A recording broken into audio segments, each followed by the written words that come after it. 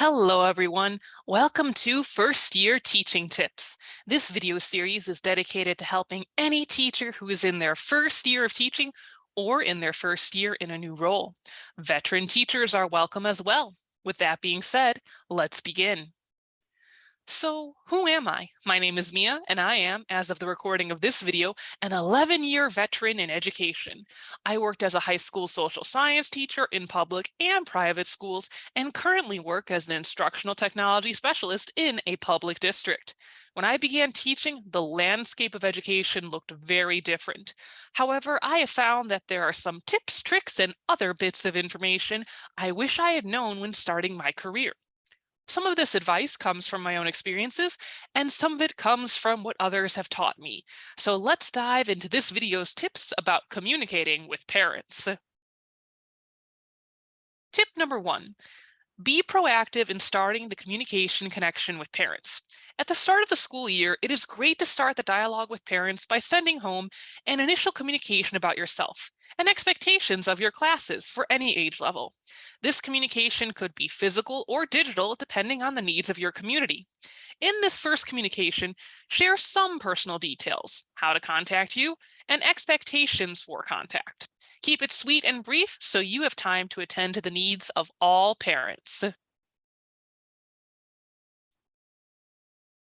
Tip number 2, set clear expectations for communications with parents.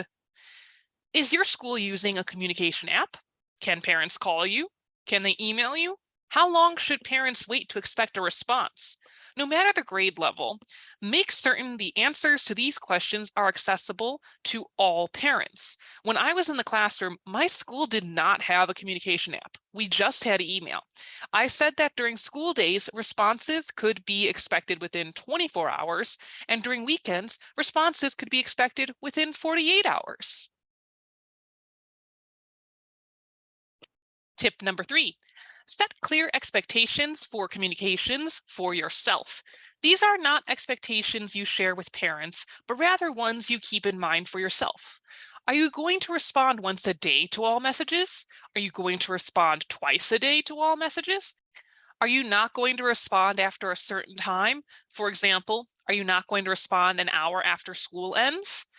I can say I felt the need to respond to parents as soon as I saw the contact when I first started teaching. I thought if I didn't respond right away that I was somehow failing my parents. It took me a lot of time and growth to realize that sometimes it is better to wait to respond or to give yourself time to recharge before responding. Tip number 4, keep a record of all verbal communications. Whether it is a phone call, a video call, or an in-person meeting, keep a record of all verbal communications. This record can be through a form, a spreadsheet, or a document. Having this record can be useful, especially if you need administrative support in responding to a parent or student concern. This record creates a paper trail of how you have been doing what you can to address the situation before it escalates further. Tip number 5, contact home when something positive is going on with the student. Often it can be easy to fall into the idea that home communication is only meant to share concerns with parents.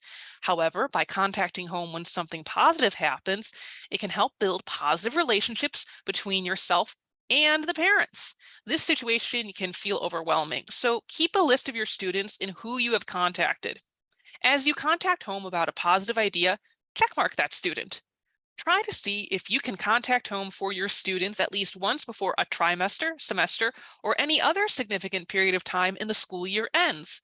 If you aren't able to do so, that is okay too.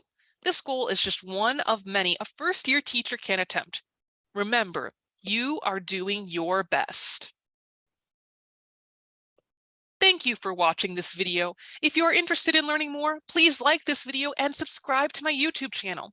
You can also go to my website, www.guidegrowtech.com, for even more information on a variety of topics. Finally, I hope this video helped you grow in your knowledge of this topic. Take care.